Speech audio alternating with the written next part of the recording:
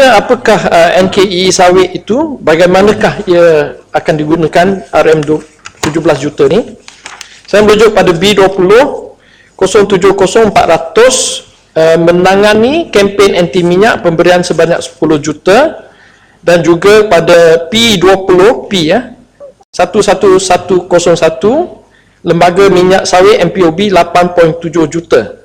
Apakah butir-butir tentang 8.7 juta ni? Tuan Pengerusi, apabila kita mengambil kira semua tiga butiran ini, dana yang disediakan secara langsung ataupun secara spesifik hanya kepada sawit, industri sawit, keseluruhannya adalah 36 juta saja. Tuan Pengerusi, kita tahu industri sawit itu sangat penting sekali di Malaysia. Ia merupakan satu industri di mana ekspor pada satu ketika mencecah 100 bilion, ya, pada low time 60 bilion, katakanlah kita ambil pertengahan, lebih kurang ekspor setahun 80 bilion, ya. Jadi peruntukan 36 juta adalah cuma merupakan 0.045% ekspor sawit. 0.045%. Tuan Pengerusi, masalah industri sawit ini terlalu banyak. Secara ringkas ada tiga perkara. Yang pertama ialah image negatif yang ketara sekali, ya, terhadap sawit, iaitu setiap tahun semakin buruk. Apalagi dengan isu jerebu baru-baru ini di mana Indonesia terbakar, ya, dan sawit kena hantam di international press. Kerana Jaya boleh celah sikit? Boleh. Tapi no time lah. Boleh cepat sikit. Just minute dah. Terima kasih. Saya ingin menyentuh tentang anti sawit ni yang dibuat oleh mereka yang anti sawit, menyatakan kerana sawitlah hutan ditebang, kerana sawitlah oksigen di dunia ni kurang, kerana sawitlah orang hutan dan harimau ni pun hilang. Dan malahan mereka menyatakan bahawa sekarang ada pihak NGO dan juga NGO tempatan pun yang telah memulakan isu di ladang sawit menggunakan buruh paksa dan juga buruh kanak-kanak. Ini semua cabaran, dan saya bersetuju dengan Kelana Jaya bahawa kita perlu tingkatkan kempen untuk melawan anti-kempen yang menjejaskan ekonomi negara yang begitu strategik ini. Jadi, dan tindakan kepada NGO-NGO yang merosakkan imej industri sawit ini baik di luar negara dan juga tempatan. Apa pandangan Kelana Jaya? Terima kasih Kuala Kangsar, kawan baik saya, dia MPOB chairman, ya. Jadi dia tahulah isu-isu sawit ni. Bagi saya isu environment adalah penting, ya. Tetapi kita kena argue dengan baik dan menunjukkan secara terperinci bahawa sebenarnya sawit ni kalau dikira dari segi consumption atau production, dia adalah 9 kali lebih baik daripada soya. Soya juga menebang rainforest, ya. Dan di Malaysia kita tak bakar. Kita mengamalkan benda yang baik. Dan kawasan Felda, walaupun ada banyak isu Felda, ya, Felda merupakan satu-satu success story eradication of poverty di rural area. Jadi kita kena balance, kita kena tengok isu yang boleh kita perbaiki, kita boleh perbaiki. Tapi poin yang saya nak buat ialah ini. Dengan jerebu ni, Indonesia adalah culprit utama. Kita semua tahu. Tapi kenapakah kementerian kita membuat satu pakatan baru dengan Indonesia? Sepatutnya dari segi strategi negara kita, sawit, industri sawit, kita sepatutnya pisahkan ataupun differentiate produk kita daripada Indonesia.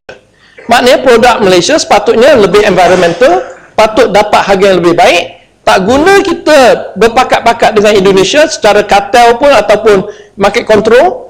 Lebih baik kita differentiate sebagai satu strategi. Saya minta menteri beri pandangan beliau.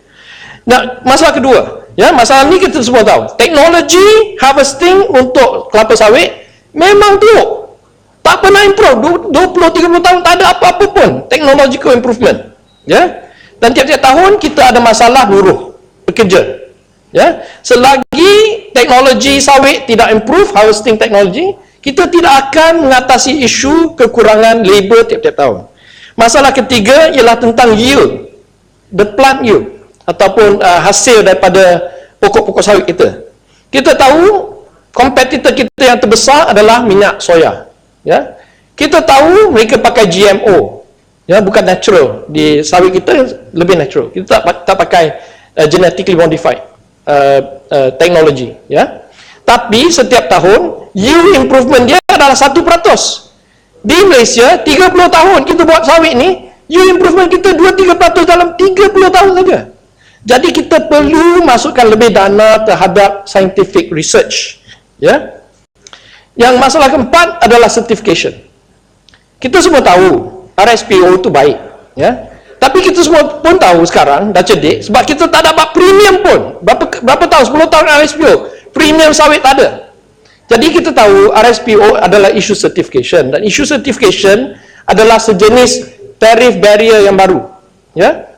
Kenapakah negara kita lambat, lebih lewat daripada ISPO? Indonesia yang kebelakangan telah melonjak ke hadapan. Kita baru saja melancarkan MSPO. Ya. Jadi saya minta kalau MSPO tu jangan bagi voluntary basis, buat compulsory. Ini boleh menolong industri sawit kita. Jadi yang penting Tuan Pengerusi, poin yang saya betul-betul nak tekan adalah bajet ini tidak sesuai daripada segi menolong industri sawit. Industri sawit 80 bilion, you bagi 36 juta untuk spesifik untuk sawit. Ini tidak menolong langsung pada industri ini. Ya.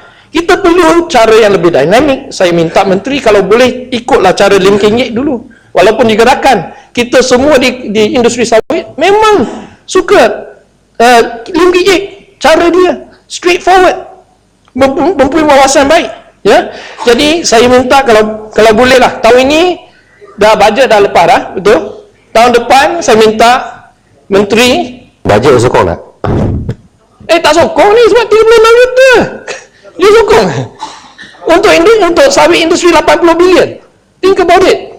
Ini bukan isu politik, ini isu tentang industri. Jadi saya minta Menteri tahun depan, ya, untuk 2017 punya bajet, mintalah yang lebih. Minta sekurang-kurangnya 3-4 bilion untuk buat benda yang betul untuk sawit, untuk menjaga industri sawit kita. Terima kasih. Sila Yang Hormat Menteri.